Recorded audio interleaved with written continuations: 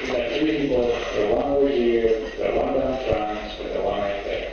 Okay? The microphone's over here somewhere. Please say your name. Well, good evening. My name is Anna Lopacher.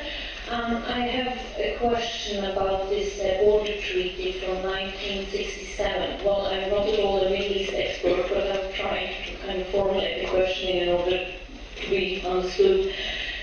Is this border treaty, which meant that any settlement which would go further than those borders, is this treaty, which is called the Treaty of the Green Line? And if so, could you give some more information about it? Thanks a lot.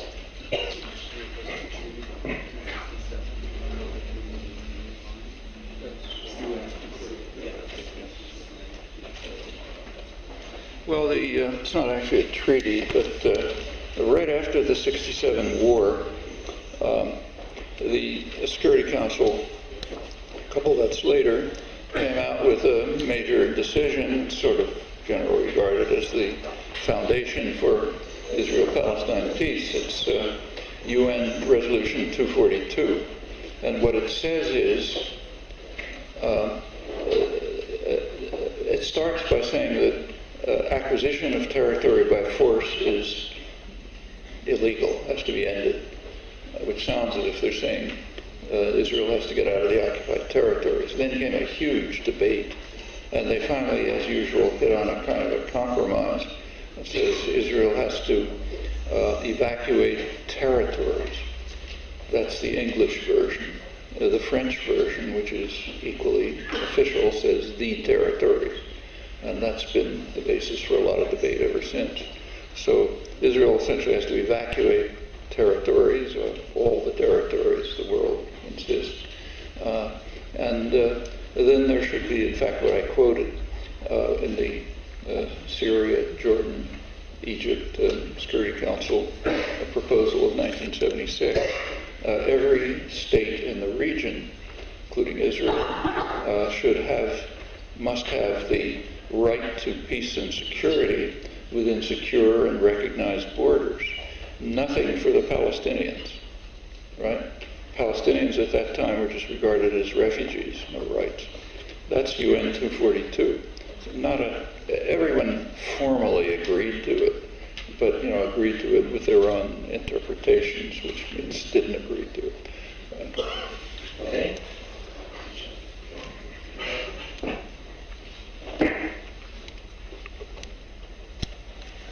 Thank you for your speech and everything you say. You have said that, or we all agree that the Middle East crisis is due to the Israeli-Palestinian question. You have pointed to that it is overwhelming agreement as to how this can be solved, but there are obstacles, and it seems that the US are very much behind these obstacles. There are also, as you pointed to, solidarity movements, and quite strong solidarity movements, for instance in Tromsø, connected also to the university. And the solidarity movements, they want justice for the Palestinian cause, and they are also desperate to know what can we do. A solidarity movement has to have things to act upon. And the debate in Norwegian universities now is about academic boycott of Israeli universities. And this is a highly controversial question. Also, knowing the socio-psychological affairs or state of mind of the Israelis after the Holocaust, how do you view such a challenge as an academic boycott to help the Palestinian cause? Do you have an opinion or an advice? Well, I think there's very definite things that can be done.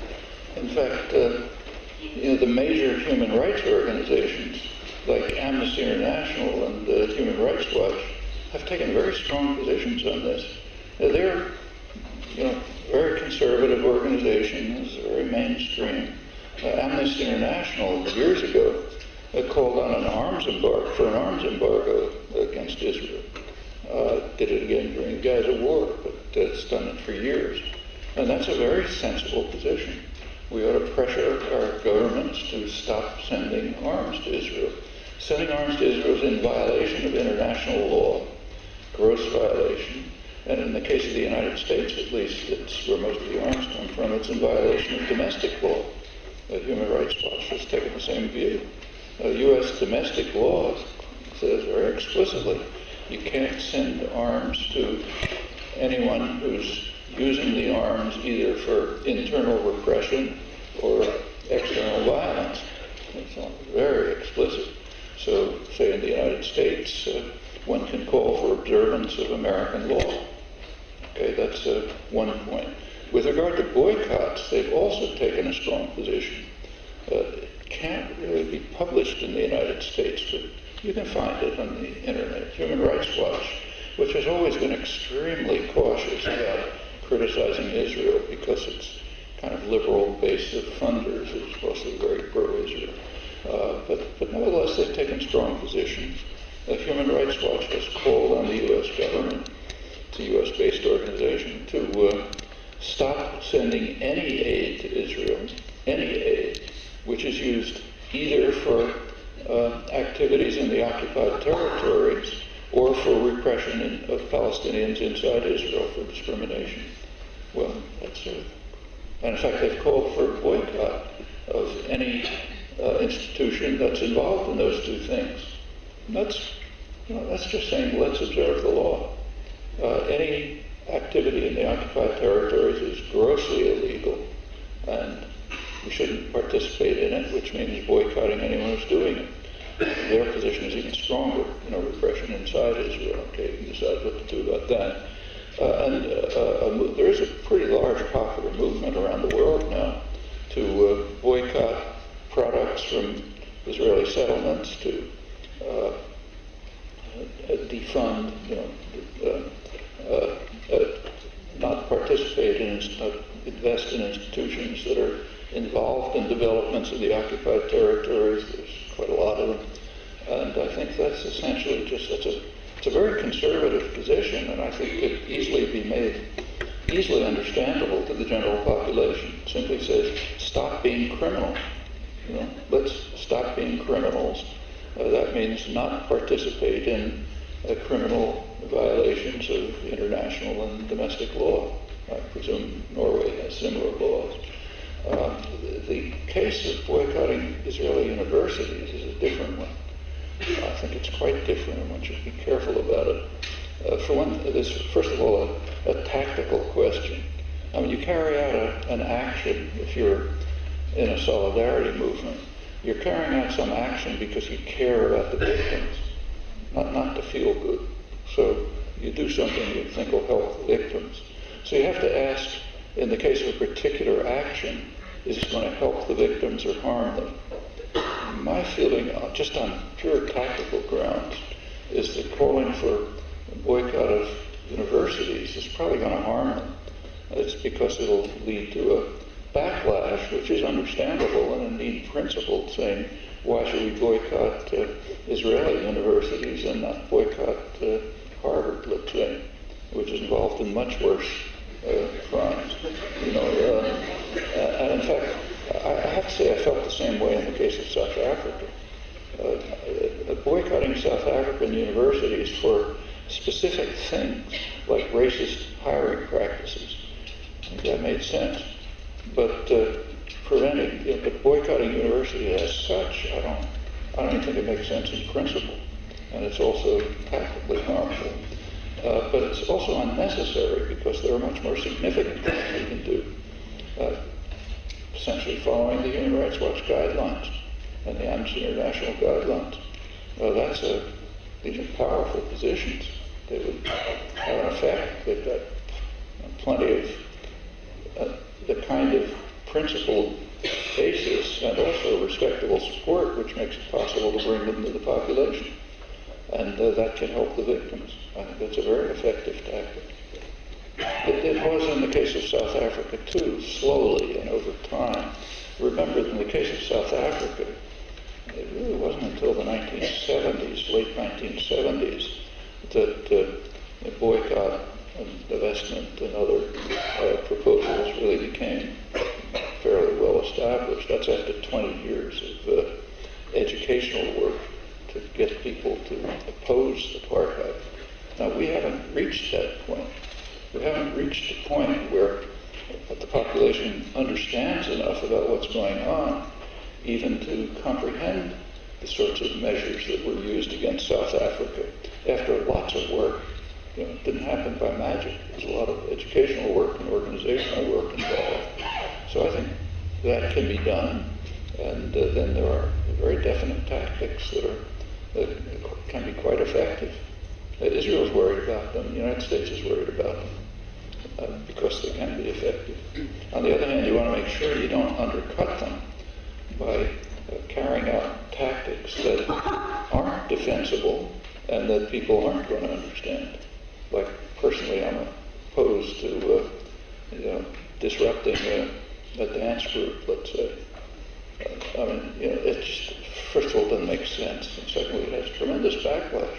And so recently in England, I think in Edinburgh maybe, there were visits by an Israeli dance group, by maybe the Bolshevik Ballet or some Russian group, and they boycotted and disrupted, in fact, the Israeli group. Why not the Russian group? Not a very pretty government or actions. And the population is properly turned off by that. I don't think you want to carry out actions which are, first of all, unprincipled, and secondly, are going to create opposition to the goals that you're trying to achieve. That's normal for any kind of civil disobedience. I was involved extensively in resistance against the Vietnam War, in civil disobedience, all kinds of resistance, but we were always very careful to do the kinds of things that were going to help, not hurt. So there was a period, those of you who are old enough may remember, around 1970, when a lot of the young groups particularly got kind of desperate. Weathermen in the United States, others like them, and their position was, okay, let's go smash the windows of banks, and let's beat people up and so on. That'll really show opposition to the war. The only effect of that is to build up support for the war. And it was quite striking to see that the Vietnamese were very sensitive about this. Their advice was exactly the opposite. They strongly opposed these measures. And what they advocated were things so mild that a lot of the U.S. militant groups just laughed at them.